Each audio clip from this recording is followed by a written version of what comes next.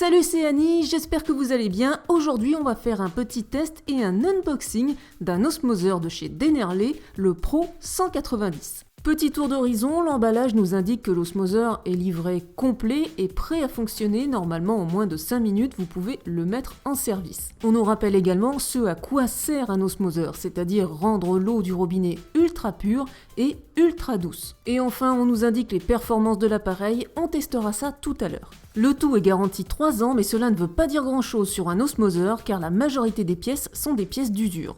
Allez, c'est parti pour l'unboxing, ouvrons la boîte pour voir ce qu'elle contient. Comme toujours, on retrouve une notice, bien évidemment traduite en français. Ensuite, dans la boîte, un petit sachet de pièces détachées. Alors beaucoup ne vont pas nous servir, car il s'agit principalement de pièces de rechange. Vous avez également des chevilles et des vis si vous voulez fixer votre osmoseur au mur, et vous avez le petit joint noir qui va nous servir pour connecter le robinet. Ensuite, on retrouve la clé du couvercle de la membrane. Ça va nous servir à ouvrir le compartiment de la membrane principale pour la changer quand il y en aura besoin. Et pour finir, dans l'emballage, l'osmoseur dans son intégralité. En réalité, un osmoseur, c'est un assemblage de plusieurs éléments, et là, tout est déjà préassemblé, prémonté, les tubulures sont en place, prêts à fonctionner. Alors l'appareil est majoritairement en plastique, mais un plastique vraiment de très bonne qualité. Quand on l'a en main, on a vraiment l'impression d'un plastique qui va durer dans le temps. Passons en revue les différents éléments qui composent cet osmoseur. Tout d'abord, l'arrivée d'eau qui est en métal qu'on va brancher sur une arrivée de type machine à laver classique. L'eau sous pression va venir passer dans une première cartouche, c'est la cartouche au charbon actif. Son rôle est de préserver la membrane du chlore que contient l'eau du robinet.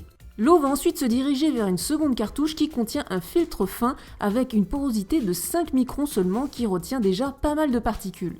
Et enfin, l'eau va passer dans le dernier compartiment. Ce compartiment contient la membrane principale de l'osmoseur. C'est elle qui va faire le boulot en éliminant les minéraux, les bactéries, les virus, car elle ne laisse passer que les molécules d'eau. L'osmoseur est également équipé d'un limiteur de débit 300 cc qui va permettre de limiter le débit en sortie de membrane afin de la préserver. Et enfin, pour l'entretien de l'osmoseur, il est équipé d'une soupape de rinçage. On va rincer régulièrement notre osmoseur afin de garantir une bonne durée de vie à la membrane.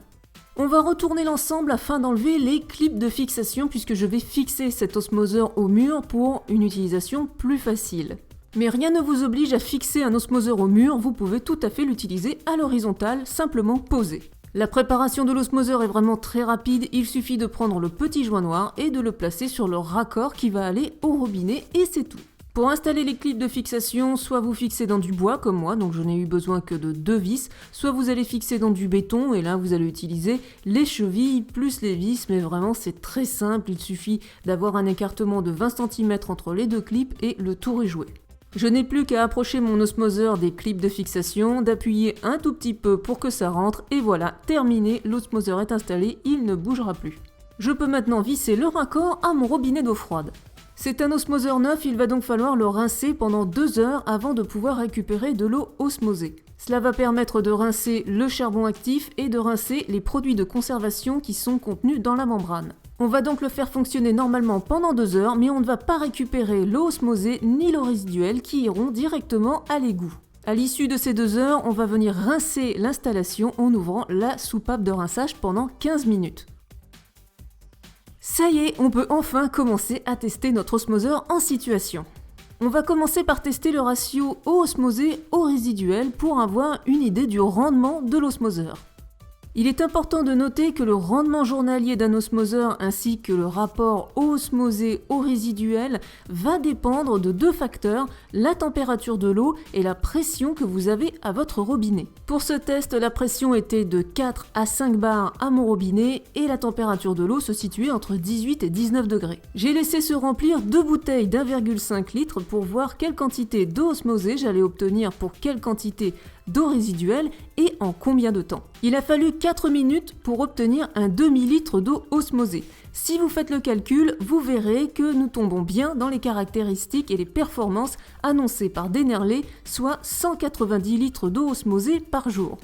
Pour ce qui est du ratio eau osmosée eau résiduelle, j'ai obtenu un ratio de 1 pour 3, c'est-à-dire 1 litre d'eau osmosée pour 3 litres d'eau résiduelle. Pour moi, ce sont des résultats tout à fait satisfaisants pour cet osmoseur, étant donné la pression et la température de mon eau.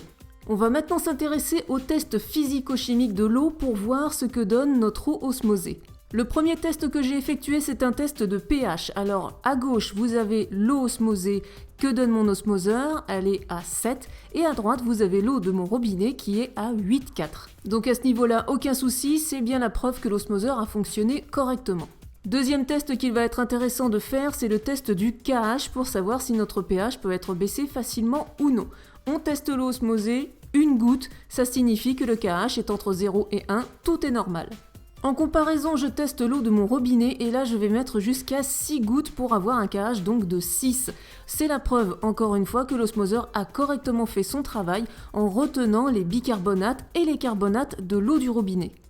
Et enfin, je vais mesurer la dureté totale de mes deux eaux à l'aide d'un conductivimètre pour plus de précision. L'osmoseur me fournit donc une eau osmosée à seulement 30 microsiemens, ce qui correspond environ à 1 degré GH seulement. On obtient donc une eau extrêmement douce.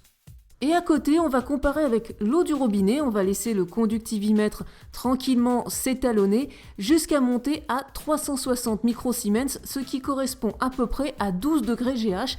On est donc vraiment sur un grand écart entre l'eau du robinet et l'eau osmosée. Pour résumer, et après tous ces tests, c'est un osmoseur facile à installer, facile à utiliser même pour un débutant, et surtout ses performances sont en adéquation avec ce qui est indiqué par le fabricant.